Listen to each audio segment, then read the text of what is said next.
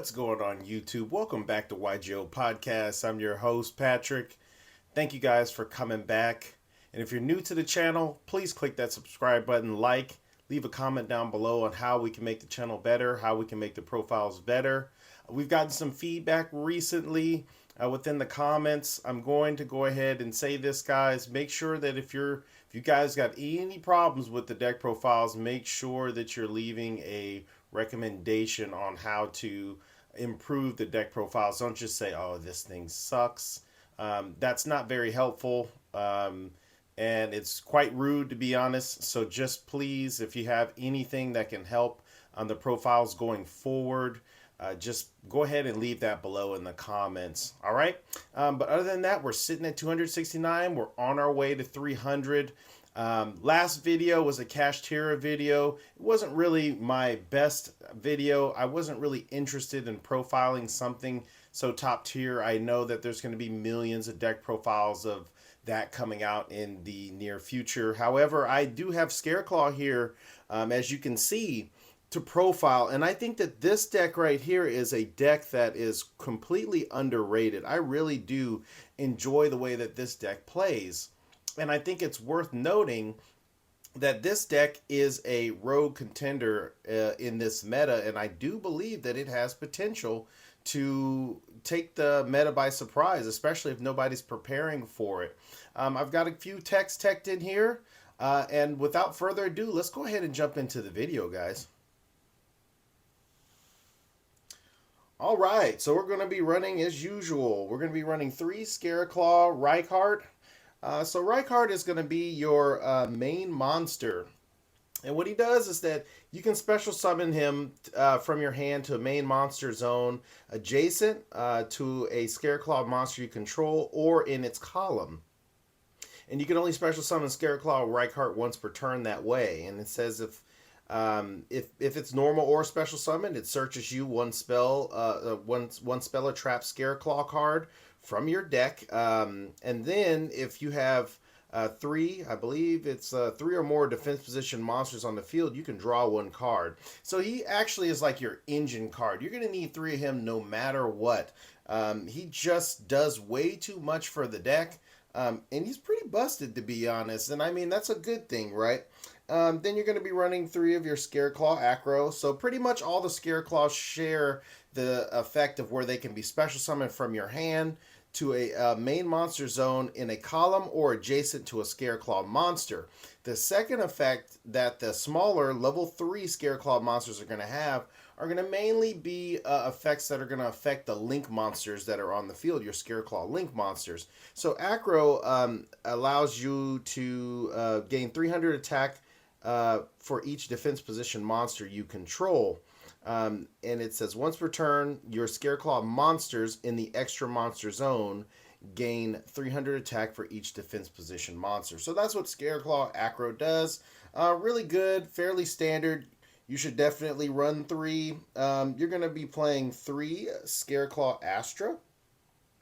And Astra is going to be your same effect as Acro and Reinhardt, and be special summon. And then what it does is it gives extra deck monsters, what it can do is it can attack a number of times. It gives the extra deck monster the ability to attack up to the number of defense position Scareclaw monsters you control with different names. So as you see, this deck is just essentially creating an unstoppable extra deck monster in which you just OTK your opponent. That's literally what this deck does. All your monsters are going to be in defense position, and you're just facilitating getting out Tryhard, bumping up Tryhard, pumping him up with as much attack, giving him as many attacks per battle phase, and giving him as much protection as possible, so that way he can just kind of wipe your opponent out in one go. So you'll be running 2 Scareclaw Balone. So Balone, I do think, is kind of on the weaker side. He inflicts piercing damage. He gives extra deck monsters the ability to inflict piercing damage. And then you're going to be running 1, of course, Scareclaw Cash Tira. Let's go ahead and fit that into the side of the frame. Sorry about the glare, guys. That's where my light is. So Scareclaw Cash Tira, what it does is it says apply its defense. It's basically like a super heavy samurai monster. It allows you to attack with it in defense position. It still has the same clause as where it can special summon itself from the hand, or it still has the same primary effect where it can special summon itself from the hand and whatnot. But I think its main ability is just being able to. It's a big body, and it can also attack while it's in defense position, which is really cool and helps out the archetype. And for your last main deck monster, you're going to be playing one Visas Starfrost. All right. So that's going to round out all the extra deck, or I'm sorry, main deck monsters. Let's go ahead and move on to some spells. So we're going to be running two of your primitive planet Rhycophobia. Uh, this is going to be your Rhoda for the deck. So what you need to do is make sure that you have a way to consistently access this card. It's very easy, especially with Rykart, being able to search out Rykart, or then once you get it, being able to search out your other cards. But also, the effect that this has is that um, if you if you have three or more position monsters on your side of the field, you can target one card your opponent controls and destroy it. Okay, so that's actually pretty good, and it also works as kind of a not necessarily a floodgate, but a debuff on your opponent's monsters. Essentially, your opponent loses 100 attack and defense for each defense position monster on the field. So that's pretty good. Even their own monsters will affect them. Um, so yeah, and then you're going to be running two Scareclaw Arrival. I think this is the perfect ratio. Essentially, it's a monster reborn, and then it's also Banish Protection once it's in the graveyard. So if you're Scareclaw, I don't know if it's Scareclaw Link. Yes, Scareclaw Link monster you control would be destroyed by battle or card effect. You can banish this card from your graveyard instead. So not too bad, right? And then you're going to be playing one Scareclaw Straddle, and Straddle is just kind of your quick. Your Straddle is a quick play spell, and what it does is it says you can target one Scareclaw monster you could, or Visa Starfrost monster in your monster zone, and one face-up monster your opponent controls. Your opponent gains attack equal to the opponent's monster's attack or defense, whichever is higher. Then it says another effect, its second effect. When a card or effect is activated that targets a Scareclaw monster or Visa Starfrost you control, negate that effect. Okay, so just negates effects, doesn't destroy, but it's still pretty good, good enough to run at one. And then you're going to be running one Scareclaw Defanging. I know that there's probably some folks out there that really want to play more than that. I don't think it's necessary to play it because it's more of a protection card for your links. It really doesn't do very much on its own. I'll read you the effect. So this is going to be your new card from Photon Hypernova. What it states is that your opponent cannot target Scareclaw Link monsters or Visa Starfrost you control with card effects. Also, they cannot be destroyed by your opponent's card effects. Banish any monster destroyed by battle with a Scareclaw Link monster or Visa Starfrost you control. You can banish one Scareclaw Link monster from your field or graveyard. Target one card your opponent controls and destroy it. You can only use each effect of Scareclaw Defanging once per turn. So as you can see, it only relies on what you already have out on the field or on the graveyard or in the graveyard, and it just provides protection to your link monsters. So it's not really something I would suggest running at 2 or 3, and considering that it's a hard once per turn, and it's highly searchable through Rykart, I really don't think you need more than that. All right, so that's going to be it for the Scareclaw and the Scareclaw related stuff. We're going to go ahead and get into the extras for the deck. So these are going to be my personal tech choices. So this format, this card right here is going to be your go-to. All right, Nightmare Corruptor Ibli. It's very self-explanatory. If you can lock your opponent out, you're from special summoning from their extra deck, it is going to be 10 times easier to OTK them. And I think that this card is so good that you can main deck it this format and get away with it. Because everybody's special summoning from their extra deck. It doesn't matter whether they're rogue. The only deck I don't believe special summons from the extra deck this format is going to be your trap-based decks. And even Trap Tricks will summon from their extra deck. they have a structure deck that's coming out very soon, in which I'm going to be profiling my Track Tricks deck as well. However, um, the only one I believe is Labyrinth. That's it. Labyrinth is the only deck that I believe that just doesn't need its extra deck at all.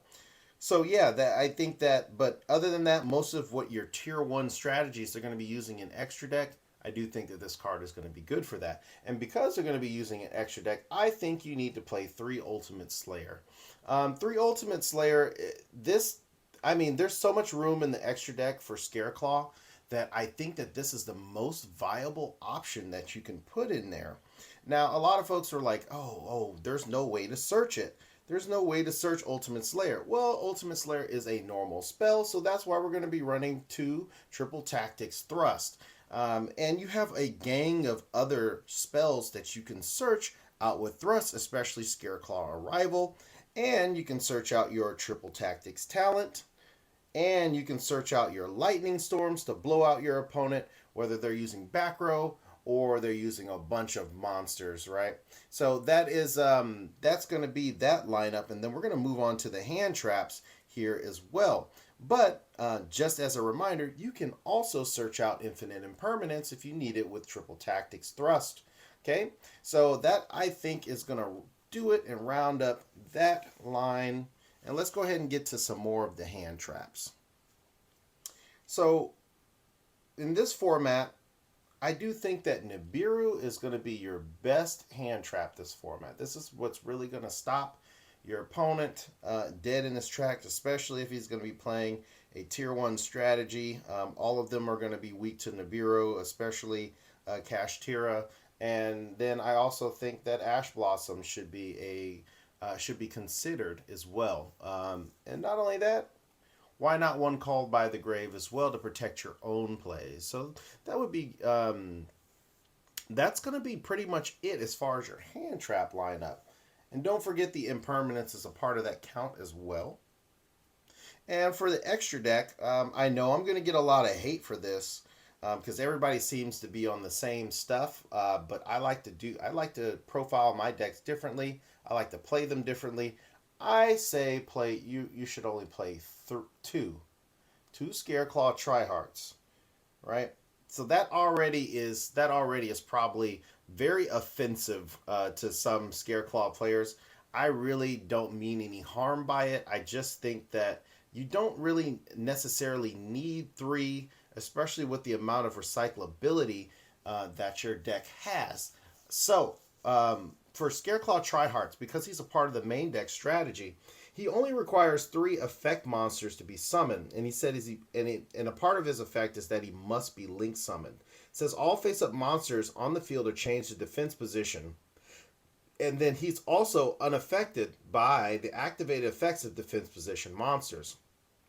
Once per turn, if this card is sent, is in the extra monster zone, you can target one level 3 Scareclaw monster in your graveyard, special summon it, and if you do, add 1 Scareclaw monster from your deck to your hand, and also you cannot special summon monsters for the rest of this turn except Scareclaw monsters. So as you can see, that is your boss monster. He is an amazing card, really excellent, really great. That's all I'm going to say. You're going to be running 2 Scareclaw Lightheart. This is going to be your Link 1. And your Link 1 is also going to be your Field Searcher. And what he states is that for this card's Link Summon, you can only use monsters in your main monster zone as material. It says if this card is Link Summoned in the extra monster zone, you can add 1 Primitive Planet Rhycophobia from your deck to your hand.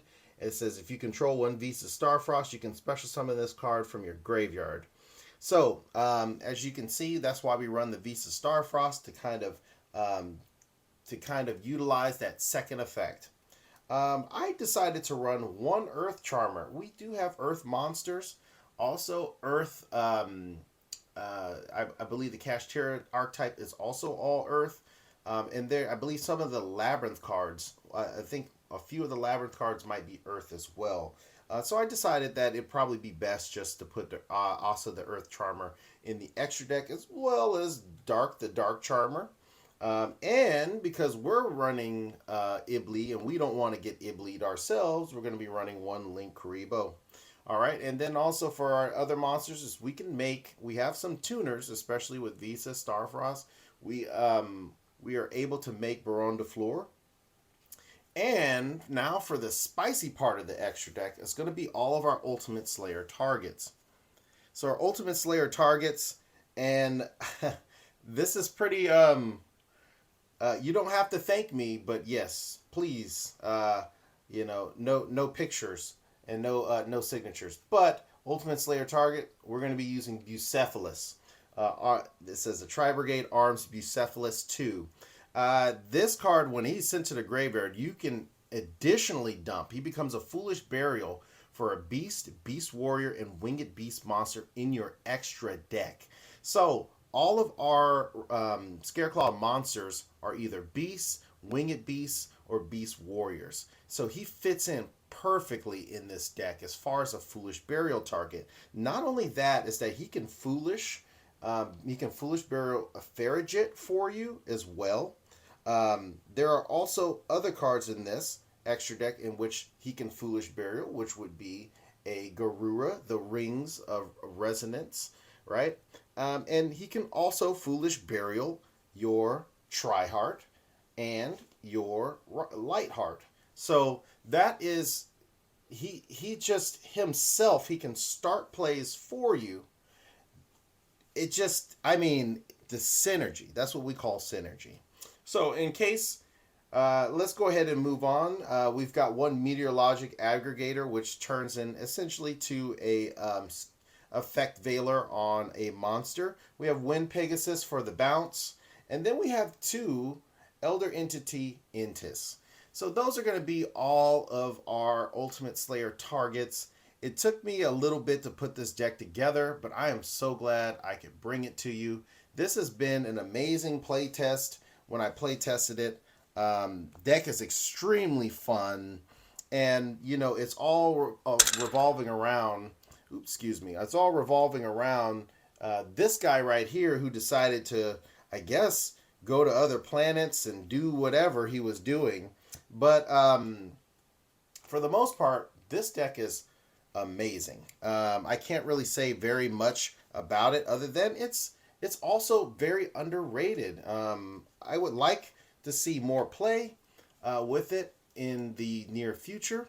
If you guys like the deck profile, please comment, like, subscribe. If you have any improvements, make sure you guys say something down below as far as the strategy goes. And yeah, let's make our way to 300. I'm really trying to push the channel hard to get to 300. Then after that, we're going to be on our way to 5. And then after that, it's going to be 1,000. We're going to keep on going. I'm going to keep on making these deck profiles. And I'm going to keep on listening to all of my commenters and my subscribers. So thank you guys so much for the support. I can't do it without you. And that's all I've got. That's all I've got for the Scareclaw deck profile. All right, guys. This is Patrick. I will see you at the next conversation. Peace out.